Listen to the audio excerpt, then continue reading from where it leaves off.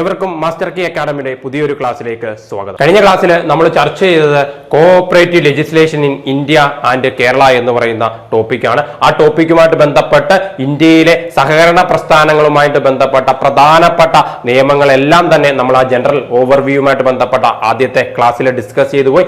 ഇന്നത്തെ ക്ലാസ് മുതൽ നമ്മൾ ഡിസ്കസ് ചെയ്യുന്നത് ആ കോഓപ്പറേറ്റീവ് ലെജിസ്ലേഷനുമായിട്ട് ബന്ധപ്പെട്ട് വന്നിട്ടുള്ള പ്രധാനപ്പെട്ട നിയമങ്ങളുമായി ബന്ധപ്പെട്ട കാര്യങ്ങളുടെ കൂടുതൽ വിശദാംശങ്ങളാണ് നമ്മൾ ഡിസ്കസ് ചെയ്യുന്നത്. പലകുറി പരീക്ഷയ്ക്ക് ചോദിച്ചിട്ടുള്ള ഓരോ നിയമവുമായി ബന്ധപ്പെട്ട് ഏറ്റവും പ്രധാനപ്പെട്ട അതിന്റെ സവിശേഷതകൾ, പ്രധാനപ്പെട്ട പ്രൊവിഷൻസ് എന്തെല്ലാമാണ് തുടങ്ങിയ കാര്യങ്ങളാണ് ഇന്നത്തെ ക്ലാസ് മുതൽ നമ്മൾ ഡിസ്കസ് ചെയ്യുന്നത്. അതൊക്കെ ആദ്യം നമ്മൾ ഡിസ്കസ് ചെയ്യുന്നത് cooperative credit societies act of 1904 ആണ്. 1904 കോഓപ്പറേറ്റീവ് ക്രെഡിറ്റ് സൊസൈറ്റീസ് ആക്ട്. നമുക്കറിയാം ഇന്ത്യയിലെ സഹകരണ പ്രസ്ഥാനങ്ങളുമായി ബന്ധപ്പെട്ട ആദ്യമായി നിലവിൽ വന്ന നിയമം ഏതാണ് എന്ന ചോദ്യത്തിന് ഉത്തരം കോഓപ്പറേറ്റീവ് ക്രെഡിറ്റ് സൊസൈറ്റീസ് ആക്ട് 1904. 1904 വായ്പാ സഹകരണ സംഘങ്ങളുമായി ബന്ധപ്പെട്ട് വന്ന നിയമമാണ് ഇന്ത്യയിൽ ആദ്യമായിട്ട് സഹകരണ പ്രസ്ഥാനങ്ങളുമായി ബന്ധപ്പെട്ട് നിലവിൽ വന്നത്. അതുമായി ബന്ധപ്പെട്ട് ഈ നിയമം രൂപീകരിക്കാനുണ്ടായ പ്രധാനപ്പെട്ട 3 കാരണങ്ങൾ നമുക്കറിയാം.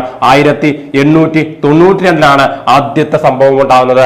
അന്ന് ഫെഡറിക് നിക്കോൾസൺ എന്ന് പറയുന്ന ഇന്ത്യയിലെ കോഓപ്പറേറ്റീവ് മൂവ്മെന്റിന്റെ ഫാദർ എന്നറിയപ്പെടുന്ന, പിതാവ് എന്നറിയപ്പെടുന്ന, സഹകരണ പ്രസ്ഥാനങ്ങളുടെ പിതാവ് എന്നറിയപ്പെടുന്ന ഫെഡറിക് നിക്കോൾസനെ യൂറോപ്യൻ രാജ്യങ്ങളിലേക്ക്, പ്രത്യേകിച്ച് ജർമ്മനി ഉൾപ്പെടെയുള്ള രാജ്യങ്ങളിലേക്ക് നമ്മൾ അയക്കുകയാണ്. അവിടുത്തെ സഹകരണ പ്രസ്ഥാനങ്ങളെ കുറിച്ച് പഠിച്ചിട്ട് അത് ഇന്ത്യയിൽ നടപ്പിലാക്കുന്നത് ബന്ധപ്പെട്ട് ഇന്ത്യയിലെ സാഹചര്യങ്ങളുമായി ബന്ധപ്പെട്ട് എങ്ങനെ സഹകരണ പ്രസ്ഥാനങ്ങൾ ആരംഭിക്കാം എന്നതിനെ കുറിച്ച് ഒരു റിപ്പോർട്ട് സമർപ്പിക്കുവാൻ വേണ്ടിയിട്ട് 1895 അദ്ദേഹത്തിന്റെ ആദ്യത്തെ റിപ്പോർട്ട് സമർപ്പിക്കുന്നു.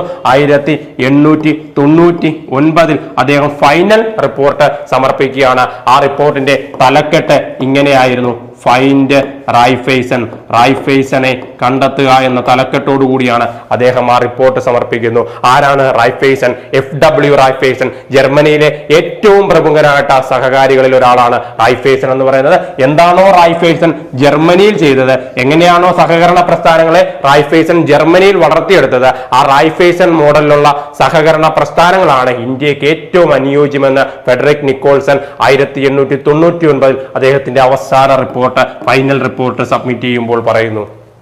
നോക്കി, തൊട്ടടുത്ത വർഷം 1900 ഡൂപ്പർനിക്സ് എന്ന് പറയുന്ന ആൾ ഒരു പുസ്തകം പബ്ലിഷ് ചെയ്യുകയാണ്. ആ പുസ്തകത്തിന്റെ പേര് നമുക്കറിയാം, people's bank for northern India എന്ന് പറയുന്ന പുസ്തകം. ആ പുസ്തകത്തിൽ അദ്ദേഹവും റെക്കമെൻഡ് ചെയ്യുകയാണ് ഇന്ത്യയിൽ സഹകരണ പ്രസ്ഥാനങ്ങൾ ആരംഭിക്കേണ്ട സമയമായിരിക്കുന്നു എന്ന്. തൊട്ടടുത്ത വർഷം 1901 ഫമൈൻ കമ്മീഷൻ റിപ്പോർട്ട് പറയുന്നു ഇന്ത്യയിൽ മ്യൂച്വൽ ക്രെഡിറ്റ് അസോസിയേഷൻ എത്രയും പെട്ടെന്ന് കർഷകർക്ക് വേണ്ടിയിട്ട് സ്ഥാപിക്കണമെന്നുള്ളത്. ഈ 3 പ്രധാനപ്പെട്ട കാരണങ്ങൾ കൊണ്ട് തന്നെ 1901 അന്നത്തെ നമ്മുടെ വൈസ്രോയി ആയിട്ടുള്ള ലോർഡ് കഴ്സൺ പ്രഭു ഒരു കമ്മിറ്റി അപ്പോയിന്റ് ചെയ്യുന്നു. ആ കമ്മിറ്റിയുടെ പേരാണ് സർ എഡ്വേർഡ് ലോ കമ്മിറ്റി.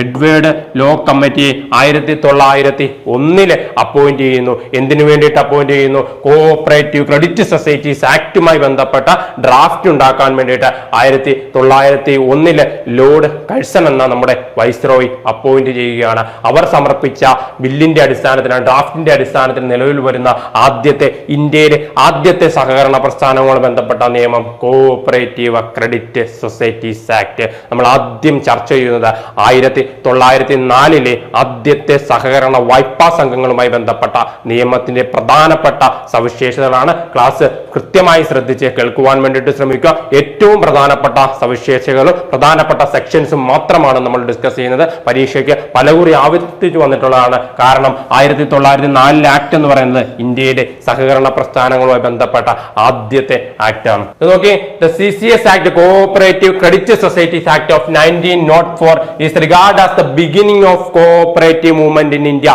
ഇന്ത്യയിലെ സഹകരണ പ്രസ്ഥാനങ്ങൾ ആരംഭിക്കുന്നത്, സഹകരണ നിയമവുമായി ബന്ധപ്പെട്ട മൂവ്മെന്റ് ഉണ്ടാവുന്നതിന്റെ ആദ്യത്തെ തുടക്കം എന്ന് പറയുന്നത് 1904 ആക്ട് ആണ്. നോക്കി, it is the first cooperative legislation in India. ഇന്ത്യയിലെ സഹകരണ നിയമവുമായി ബന്ധപ്പെട്ട ആദ്യത്തെ നിയമം, സഹകരണ പ്രസ്ഥാനങ്ങളുമായി ബന്ധപ്പെട്ട ആദ്യത്തെ നിയമം എന്ന ചോദ്യത്തിന് ഉത്തരം 1904 കോഓപ്പറേറ്റീവ് ക്രെഡിറ്റ് സൊസൈറ്റീസ് ആക്ട് ആണ്. നോക്കി, ഇത് ആക്ട് 10 of 1904 1904 10-ാം നമ്പർ ആക്ട് ആയിട്ടാണ് കോഓപ്പറേറ്റീവ് ക്രെഡിറ്റ് സൊസൈറ്റീസ് ആക്ട് പാസ്സാക്കപ്പെടുന്നത്. എന്ന് പാസ്സാക്കിയ തീയതി പ്രത്യേകം ഓർക്കുക, 1904 മാർച്ച് 25-ാം തീയതിയാണ് cooperative credit societies act Indian government പാസ്സാക്കുന്നത്. ഈ ആക്ടിന്റെ പ്രത്യേകത നോക്കുക, കണ്ടെയ്ൻഡ് ഓൺലി 29 സെക്ഷൻസ്, 29 സെക്ഷൻസ് ആയിരുന്നു മൊത്തത്തില് ഈ നിയമത്തിൽ ഉണ്ടായിരുന്നത്. Act was passed as per the recommendation of Edward Law committee. 1901 lord Curzon പ്രഭു അപ്പോയിന്റ് ചെയ്ത എഡ്വേർഡ് ലോ കമ്മിറ്റിയുടെ റെക്കമെൻഡേഷന്റെ അടിസ്ഥാനത്തിലാണ് 1904 കോഓപ്പറേറ്റീവ് ക്രെഡിറ്റ് സൊസൈറ്റീസ് ആക്ട് വരുന്നത്. നോക്കിയത് committee was appointed by lord Curzon. എന്നിട്ട് നമ്മുടെ വൈസ്രോയി ആയിരുന്ന ലോർഡ് കഴ്സൺ പ്രഭു ആണ് ഈ കമ്മിറ്റിയെ അപ്പോയിന്റ് ചെയ്യുന്നത്. ഏത് വർഷം? 1901 എഡ്വേർഡ് ലോ കമ്മിറ്റിയെ അപ്പോയിന്റ് ചെയ്യുന്നത്. ആ കമ്മിറ്റിയുടെ റെക്കമെൻഡേഷന്റെ അടിസ്ഥാനത്തിൽ 1904 മാർച്ച് 25 ഇന്ത്യയിൽ സഹകരണ പ്രസ്ഥാനങ്ങളുമായി ബന്ധപ്പെട്ട ആദ്യത്തെ നിയമം പാസ്സാക്കപ്പെടുകയാണ്. നോക്കി, the first cooperative law commission in India consist of 3 members. ഇന്ത്യയിലെ ആദ്യമായി സഹകരണ നിയമവുമായി ബന്ധപ്പെട്ട കാര്യങ്ങൾക്ക് വേണ്ടി നിലവിൽ വന്ന first law commission, cooperative law commission in India ഏതാണെന്ന് ചോദിച്ചു കഴിഞ്ഞാൽ അതിന്റെ ഉത്തരം എന്താണ്? എഡ്വേർഡ് ലോ കമ്മീഷൻ ആണ്.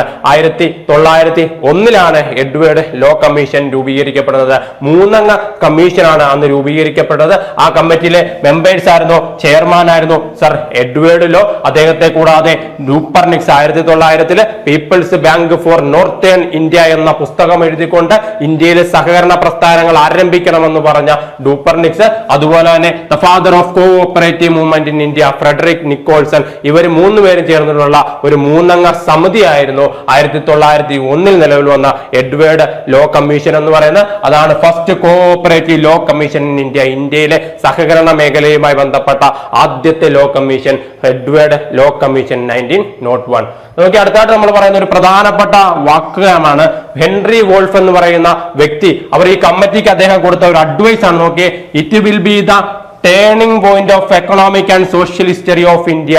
ഇന്ത്യയുടെ സാമൂഹിക സാമ്പത്തിക ചരിത്രത്തിലെ തന്നെ ഏറ്റവും വലിയ വഴിത്തിരിവാകാൻ പോകുന്ന സംഭവമാണ്. എന്താണ് ആ സംഭവം? 1904 ആക്ട് എന്ന് പറയുന്നത് ഇന്ത്യയുടെ സാമൂഹിക സാമ്പത്തിക ചരിത്രത്തിലെ ഒരു ടേണിംഗ് പോയിന്റ് ആകുമെന്ന് ഈ കമ്മിറ്റിയോട് അഡ്വൈസ് ചെയ്യാൻ ആര് അഡ്വൈസ് ചെയ്തു? ഹെൻറി വോൾഫ് എന്ന് പറയുന്ന വ്യക്തിയാണ് പറഞ്ഞത്. അദ്ദേഹം പറഞ്ഞ ആ വാക്യം ഓർത്തിരിക്കുക, it will be the turning point of economic and social history of India. നോക്കൂ, അടുത്തതായിട്ട് നമ്മൾ പറയുന്ന അദ്ദേഹവുമായി ബന്ധപ്പെട്ട കാര്യമാണ്. അദ്ദേഹം എഴുതിയ ഒരു പുസ്തകത്തിന്റെ പേരാണ് കോഓപ്പറേഷൻ ഇൻ ഇന്ത്യ. ആരാണ് കോഓപ്പറേഷൻ ഇൻ ഇന്ത്യ എന്ന പുസ്തകത്തിന്റെ പിതാവ്? എഴുതിയ ആളാരാണെന്ന് ചോദിച്ചാൽ രചയിതാവ് എന്ന ചോദ്യത്തിന് ഉത്തരം എന്നാണ് ഹെൻറി വോൾഫ് ആണ് ആ പുസ്തകം എഴുതിയത്. അദ്ദേഹത്തിന്റെ ഏറ്റവും പ്രധാനപ്പെട്ട ഒരു sentence, it will be the turning point of economic and social history of India. ഇന്ത്യയുടെ സാമൂഹിക സാമ്പത്തിക ചരിത്രത്തിലെ ഒരു വലിയ ടേണിംഗ് പോയിന്റ് ആണ് 1904 കോഓപ്പറേറ്റീവ് ക്രെഡിറ്റ് സൊസൈറ്റീസ് ആക്ട് എന്ന് അഭിപ്രായപ്പെട്ടത് ഹെൻറി വോൾഫ് ആണ്. അദ്ദേഹത്തിന്റെ പുസ്തകത്തിന്റെ പേര് cooperation in India. Okay, it was the way from poverty to plenty. ആര് പറഞ്ഞ വാക്യമാണ്? നോക്കിയേ, ഡാമിയൽ ഹാമിൽട്ടൺ പറഞ്ഞ വാക്യമാണ്. It was the way from poverty to plenty. ദാരിദ്ര്യത്തിൽ നിന്ന് ധാരാളിത്തത്തിൽ എല്ലാം ഉള്ളതിലേക്കുള്ള ഒരു വഴിയാണ്, ഒരു മാർഗമാണ് സഹകരണം എന്ന് പറഞ്ഞത്. ആരാണ് പറഞ്ഞത്? ഡാമിയൽ ഹാമിൽട്ടൺ ആണ് അത് പറഞ്ഞത് എന്നുള്ള കാര്യം പ്രത്യേകം ശ്രദ്ധിക്കുക. അടുത്ത point, the act was compiled by sir Denzil Ibbetson. 1904 ആക്ടുമായിട്ട് ബന്ധപ്പെട്ട പലകുറി ആവർത്തിച്ച് ചോദിച്ചിട്ടുള്ള ചോദ്യമാണ്. 1904 act who compiled the act of 1904 എന്ന് പറയുന്ന ചോദ്യം ആരാണെന്ന് ചോദിച്ചാൽ സർ ഡെവിസിൽ ഇബർട്ട്സൺ ആണ്. 1904 ആക്ടുമായിട്ട് ബന്ധപ്പെട്ട പ്രധാനപ്പെട്ട കാര്യങ്ങളെല്ലാം സമാഹരിച്ചതാരെന്ന് ചോദിച്ചാൽ അതിനുത്തരം സർ ഡെവിസിൽ ഇബർട്ട്സൺ ആണ് എന്നുള്ള കാര്യം കൃത്യമായിട്ട് ഓർത്തിരിക്കേണ്ടതാണ്. Okay, the 1904 Act was based on British Friendly Societies Act 1896. 1896 ബ്രിട്ടനിൽ പാസ്സാക്കപ്പെട്ട ബ്രിട്ടീഷ് ഫ്രണ്ട്ലി സൊസൈറ്റീസ് ആക്ടിനെ ബേസ് ചെയ്തുകൊണ്ടാണ് 1904 ഇന്ത്യയിൽ സഹകരണ നിയമം പറയുന്നത്. 1896 ബ്രിട്ടീഷ് ഫ്രണ്ട്ലി സൊസൈറ്റീസ് ആക്ടിന്റെ പ്രധാനപ്പെട്ട പ്രൊവിഷൻസിനെ ഉൾക്കൊണ്ടുകൊണ്ടാണ് 1904 ഇന്ത്യയിലെ ആദ്യമായിട്ട് സഹകരണ പ്രസ്ഥാനവുമായി ബന്ധപ്പെട്ട നിയമം നിലവിലേക്ക് നിലവിലേക്ക് വരുന്നത്. Prior to this act societies are registered as per companies act 1882. 1904 നിയമം വരുന്നതിന് മുമ്പ് ഇന്ത്യയിലെ സഹകരണ പ്രസ്ഥാനങ്ങൾ സൊസൈറ്റീസ് രജിസ്റ്റർ ചെയ്യപ്പെട്ടിരുന്നത് 1882 കമ്പനീസ് ആക്ട് പ്രകാരമായിരുന്നു. പക്ഷേ 1904 സഹകരണവുമായി ബന്ധപ്പെട്ട ആദ്യത്തെ നിയമം വന്നതോടുകൂടി പിന്നീട് സഹകരണ പ്രസ്ഥാനങ്ങൾ ക്രെഡിറ്റ് സൊസൈറ്റി രജിസ്റ്റർ ചെയ്യപ്പെട്ടത് 1904 ആക്ട് പ്രകാരമായിരുന്നു. അതുവരെ കമ്പനീസ് ആക്ട് 1882 ആയിരുന്നു അത്രയും നാള് ഇന്ത്യയിലെ സൊസൈറ്റീസ് രജിസ്റ്റർ ചെയ്തിരുന്ന നിയമം എന്ന് പറയുന്നത്. അടുത്ത് നോക്കിയ പ്രധാനപ്പെട്ട ഒരു കാര്യം, the object of this act in its preamble is to encourage thrift, self-help and cooperation among agriculturists, artisans and persons with limited means. കർഷകരുടെ ഇടയിലെ സാധാരണക്കാരായിട്ടുള്ള ജനവിഭാഗത്തിന്റെ ഇടയിൽ അവരുടെ ഇടയിൽ ഒരു സഹകരണ മനോഭാവം ഉണ്ടാക്കുക, സ്വയം സഹായ മനോഭാവം ഉണ്ടാക്കുക, അവരുടെ ഇടയിൽ സേവിങ്സ്, ത്രിഫ്റ്റിനെ എൻകറേജ് ചെയ്യുക എന്നീ 3 ലക്ഷ്യങ്ങളോടുകൂടിയാണ് ഈ നിയമം പാസ്സാക്കപ്പെടുന്നതെന്ന് ഈ നിയമത്തിന്റെ പ്രിയാമ്പിളിൽ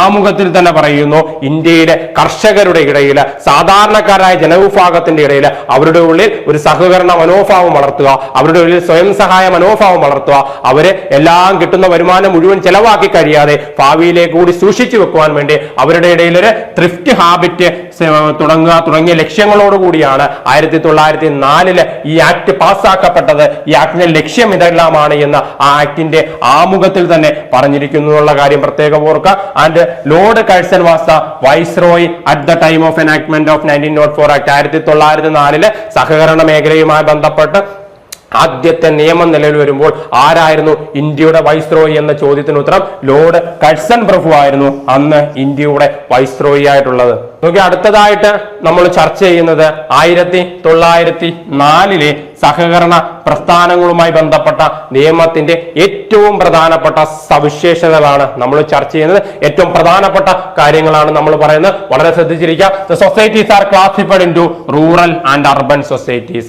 1904 നിയമപ്രകാരം സഹകരണ പ്രസ്ഥാനങ്ങളെ രണ്ടായിട്ട് തരംതിരിച്ചു. എങ്ങനെയെല്ലാമാണെന്ന് നോക്കി, 2 റീജിയൻസിന്റെ അടിസ്ഥാനത്തിൽ റൂറൽ സൊസൈറ്റീസ് എന്നും അർബൻ സൊസൈറ്റീസ് എന്നും രണ്ടായിട്ടാണ് സഹകരണ പ്രസ്ഥാനങ്ങളെ 1904 ആക്ട് തരംതിരിച്ചത്. അടുത്ത നോക്കിയേ, the liabilities of rural societies are unlimited. Rural societies ആണെങ്കിൽ, ഗ്രാമപ്രദേശത്തെ സഹകരണ സംഘങ്ങളാണെങ്കിൽ അവിടുത്തെ മെമ്പേഴ്സിന്റെ ലയബിലിറ്റി എങ്ങനെയായിരിക്കും? അൺലിമിറ്റഡ് ആയിരിക്കും. അതായത് മെമ്പേഴ്സ് അവരുടെ പേഴ്സണൽ ബിലോങ്ങിങ്സ് പോലും സൊസൈറ്റിയുടെ ലോസിന് വേണ്ടിയിട്ട് ചെലവാക്കേണ്ടതായിട്ട് വരാം. പക്ഷേ at the same time the liability of urban societies can take their option. നോക്കൂ, ഈ ആക്ടിന്റെ 1904 ആക്ടിന്റെ സെക്ഷൻ 6 പ്രകാരം, സെക്ഷൻ മറന്നുപോലെ സെക്ഷൻ 6 പ്രകാരം റൂറൽ സൊസൈറ്റീസിന്റെ ലയബിലിറ്റീസ് അൺലിമിറ്റഡ് ആയിരിക്കും. പക്ഷേ അർബൻ സൊസൈറ്റീസിനോ അവർക്ക് എന്താ, they can take their own option. അവർക്കൊരു ഓപ്ഷൻ അവൈലബിൾ ആണ്. അവർക്ക് ബൈലോ പ്രകാരം ഒന്നില്ലെങ്കിൽ അവരുടെ ലയബിലിറ്റി ലിമിറ്റഡ് ആയിട്ട് ഫിക്സ് ചെയ്യാം, അല്ലെങ്കിൽ അവരുടെ ലയബിലിറ്റി എന്ത് ചെയ്യാം,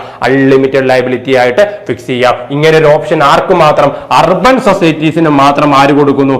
1904 ആക്ടിന്റെ സെക്ഷൻ 6 പ്രകാരം അർബൻ സൊസൈറ്റീസിന്റെ ലയബിലിറ്റി എന്ന് പറയുന്നത്, മെമ്പേഴ്സിന്റെ ലയബിലിറ്റി എന്ന് പറയുന്നത് ലിമിറ്റഡ് ആകാം, അൺലിമിറ്റഡ് ആകാം. അത് അവർക്ക് ബൈലോ പ്രകാരം തീരുമാനിക്കാൻ ഓപ്ഷൻ കൊടുക്കുന്നു. ഏത് സെക്ഷൻ പ്രകാരം? Section 6 of cooperative credit societies act 1904. പ്രത്യേകം ഓർത്തിരിക്കുക. അടുത്ത ഏറ്റവും പ്രധാനപ്പെട്ട നമ്മൾ പറയുന്ന feature, only credit societies can be formed under this act. ഈ ആക്ടിന്റെ പേര് തന്നെ കോഓപ്പറേറ്റീവ് ക്രെഡിറ്റ് സൊസൈറ്റീസ് ആക്ട് എന്നാണ്. വായ്പാ സഹകരണ സംഘങ്ങൾ മാത്രമേ 1904 ആക്ട് പ്രകാരം രൂപീകരിക്കാൻ സാധിക്കൂ. മാർക്കറ്റിംഗ് സൊസൈറ്റീസോ പ്രോസസിംഗ് സൊസൈറ്റീസോ അങ്ങനെ ഒരു തരത്തിലുമുള്ള നോൺ ക്രെഡിറ്റ് സൊസൈറ്റീസും രൂപീകരിക്കാൻ 1904 ആക്ട് അനുമതി നൽകുന്നില്ല. അടുത്തത് പ്രധാനപ്പെട്ട കാര്യം, any 10 persons in the village or town can form A society. ഒരു സഹകരണ സംഘം ആരംഭിക്കണമെങ്കിൽ ഒരു വില്ലേജിലെ അല്ലെങ്കിൽ ഒരു ടൗണിലെ 10 പേരുണ്ടെങ്കിൽ, 10 ഇൻഡിവിജ്വൽസ് ഉണ്ടെങ്കിൽ നമുക്ക് എന്ത് ചെയ്യാം? ഒരു സഹകരണ പ്രസ്ഥാനം 1904 ആക്ട് പ്രകാരം രൂപീകരിക്കാം. അടുത്തത് പറയുന്നത് നോക്കിയേ, 4/5 of the rural societies should B agriculturist and 4/5 of the urban societies should B non agriculturist. നോക്കി, 1904 ആക്ട് പ്രകാരം ഒരു റൂറൽ സൊസൈറ്റി ആണ് എങ്കിൽ ആ റൂറൽ സൊസൈറ്റിയിലെ 5/4 അംഗങ്ങളും, അതായത് 80% അംഗങ്ങളും കർഷകരായിരിക്കണം. എന്താണ് പറയുന്നത്, ഒരു റൂറൽ സൊസൈറ്റി ആണെങ്കിൽ ആ റൂറൽ സൊസൈറ്റിയിലെ ടോട്ടൽ മെമ്പേഴ്സിന്റെ എണ്ണം എടുത്താൽ അതിൽ 5/4 പേരും അല്ലെങ്കിൽ 80% ആളുകളും എങ്ങനെയായിരിക്കണം, കർഷകരായിരിക്കണമെന്നാണ് 1904 ആക്ട് പറയുന്നത്. അതുപോലെ തന്നെ ആ സൊസൈറ്റി ഒരു അർബൻ സൊസൈറ്റി ആകണമെങ്കിൽ അവിടുത്തെ മെമ്പേഴ്സിന്റെ 80% ആളുകളും എന്തായിരിക്കണം, നോൺ അഗ്രികൾച്ചറിസ്റ്റുകളായിരിക്കണം. അതായത് കർഷകരാകാൻ പാടില്ല, 80% ആളുകളും കർഷകരാകാൻ പാടില്ല എവിടെ, അർബൻ സൊസൈറ്റീസിൽ. എന്നാൽ റൂറൽ സൊസൈറ്റി ആകണമെങ്കിൽ 80% ആളുകളും ആരായിരിക്കണം, മെമ്പേഴ്സും കർഷകരായിരിക്കണം എന്നുള്ള പ്രൊവിഷൻ 1904 ആക്ടിൽ ഉണ്ടായിരുന്നു. അടുത്ത നോക്കിയത്, the members of rural societies were not entitled to reserve dividend as per this act and all the profits earned by the society were transferred to the reserve fund. ശ്രദ്ധിക്കേണ്ട കാര്യം, ഈ നിയമപ്രകാരം 1904 സഹകരണ നിയമപ്രകാരം നോക്കി, കോഓപ്പറേറ്റീവ് റൂറൽ സൊസൈറ്റീസ് ആണെങ്കിൽ അവിടുത്തെ മെമ്പേഴ്സിന് എന്തിനുള്ള അർഹതയില്ല, ഡിവിഡൻഡ് ലഭിക്കാനുള്ള അർഹതയില്ല.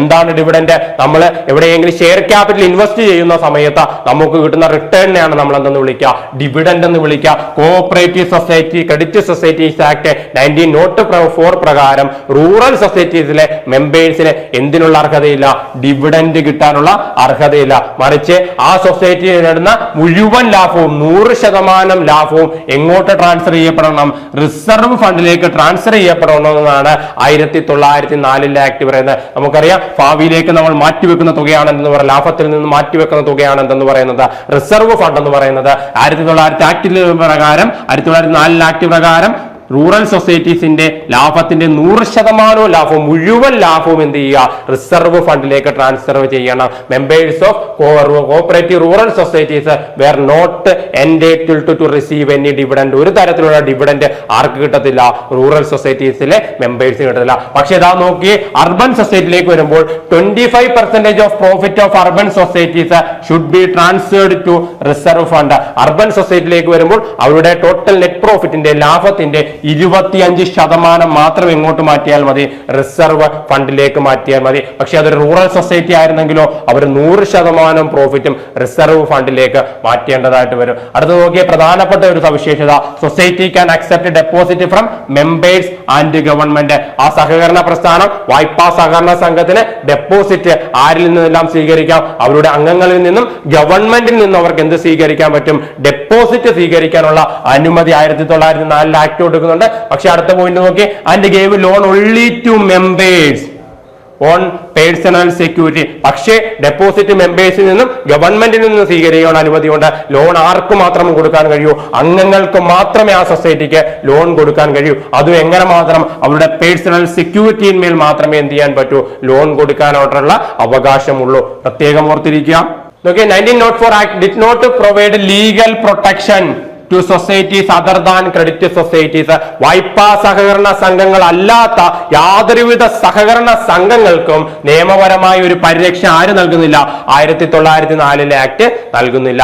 1904 ആക്ട് പ്രകാരം വായ്പാ സഹകരണ സംഘങ്ങൾ മാത്രമേ ആരംഭിക്കാൻ കഴിയൂ. Central societies or apex societies could not be started under this act. ഈ നിയമപ്രകാരം പ്രൈമറി സൊസൈറ്റീസിനെ ഫിനാൻസ് ചെയ്യാൻ വേണ്ടി സെൻട്രൽ സൊസൈറ്റീസോ അപ്പെക്സ് സൊസൈറ്റീസോ ഒന്നും തന്നെ രൂപീകരിക്കാനുള്ള പ്രൊവിഷൻ എവിടെയില്ല, 1904 ആക്ടിൽ ഇല്ല എന്നുള്ള കാര്യം ഓർത്തിരിക്കുക. Non credit societies could not be started under 1904 act. നമ്മൾ പറഞ്ഞ കാര്യമാണ്, ക്രെഡിറ്റ് സൊസൈറ്റീസ് മാത്രമേ ആരംഭിക്കാനായിട്ട് സാധിക്കൂ. അടുത്ത പറയുന്ന പോയിന്റുകൾ വളരെ പ്രധാനപ്പെട്ടതാണ്. 1904 ആക്ടിൽ തന്നെ ഒരു പ്രധാനപ്പെട്ട പ്രൊവിഷൻ ഉണ്ടായിരുന്നു. അത് മറ്റൊന്നുമല്ല, cooperative registrar of cooperative societies എന്നൊരു പോസ്റ്റ് 1904 ആക്ടിൽ തന്നെ ഉൾപ്പെടുത്തിയിട്ടുണ്ടായിരുന്നു. നോക്കിയത് provision for audit.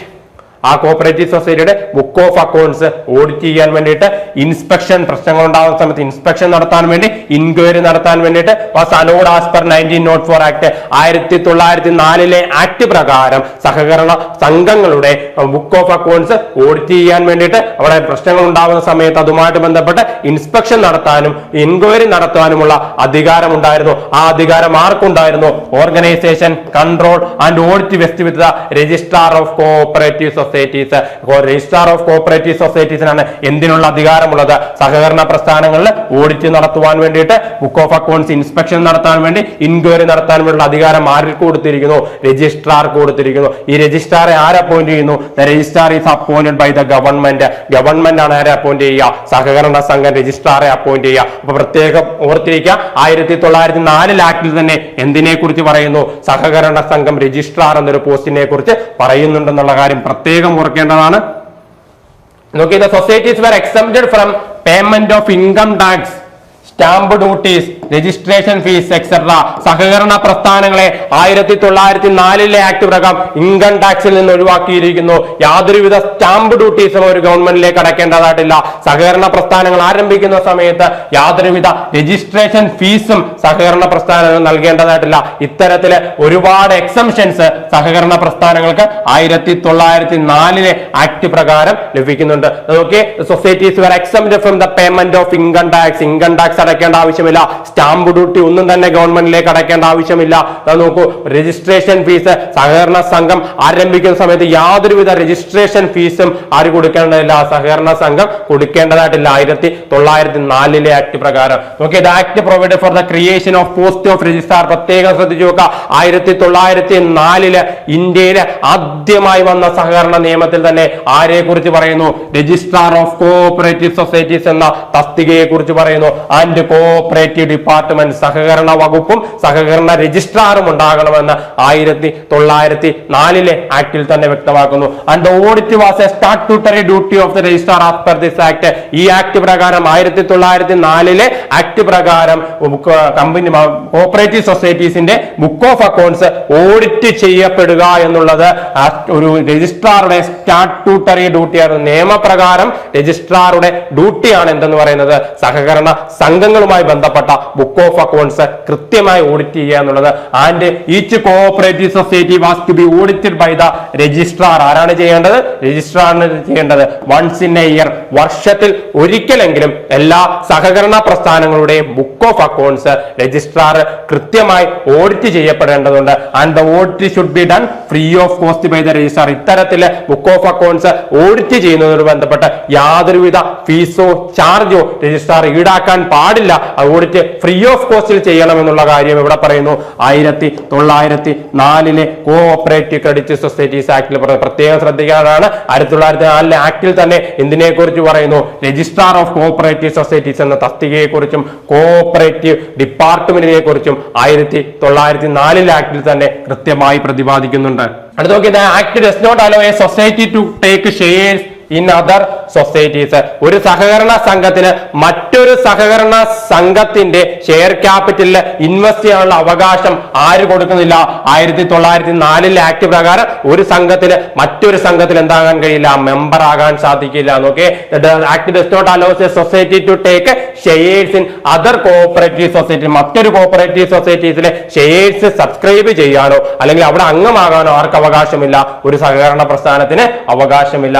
And act allowed the formation of credit societies only. Okay, നമ്മൾ പറഞ്ഞ കാര്യം തന്നെയാണ്. ക്രെഡിറ്റ് സൊസൈറ്റീസ് മാത്രമേ ഈ ആക്ട് പ്രകാരം രൂപീകരിക്കാൻ സാധിക്കുകയുള്ളൂ. അതുപോലെ തന്നെ കോഓപ്പറേറ്റീവ് സൊസൈറ്റീസിനെ റീജിയന്റെ അടിസ്ഥാനത്തിൽ രണ്ടായിട്ട് തരംതിരിക്കുന്ന ഈ ആക്ട് റൂറൽ സൊസൈറ്റീസ് എന്നും അർബൻ സൊസൈറ്റീസ് എന്നും. നമ്മൾ പറഞ്ഞതാണ്, റൂറൽ സൊസൈറ്റീസ് ആണെങ്കിൽ 80% മെമ്പേഴ്സും കർഷകരായിരിക്കണം. അർബൻ സൊസൈറ്റീസ് ആണെങ്കിൽ 80% മെമ്പേഴ്സും നോൺ അഗ്രികൾച്ചറിസ്റ്റ് ആയിരിക്കണം എന്നുള്ള കാര്യം പ്രത്യേകം ഓർക്കുക. അതുപോലെ തന്നെ റൂറൽ സൊസൈറ്റീസിലെ മെമ്പേഴ്സിന്റെ ലയബിലിറ്റി അൺലിമിറ്റഡ് ആയിരിക്കും. പക്ഷേയോ അർബൻ സൊസൈറ്റിയിലെ സെക്ഷൻ 6 പ്രകാരം അർബൻ സൊസൈറ്റീസിന് ഒരു ഓപ്ഷൻ ഉണ്ട്. അവർക്ക് അവരുടെ ബൈലോയിൽ സ്പെസിഫൈ ചെയ്യാം അവരുടെ ലയബിലിറ്റി ലിമിറ്റഡ് വേണോ അൺലിമിറ്റഡ് വേണോ എന്ന് തീരുമാനിക്കാനുള്ള ഒരു ഓപ്ഷൻ ആർക്കുണ്ട്?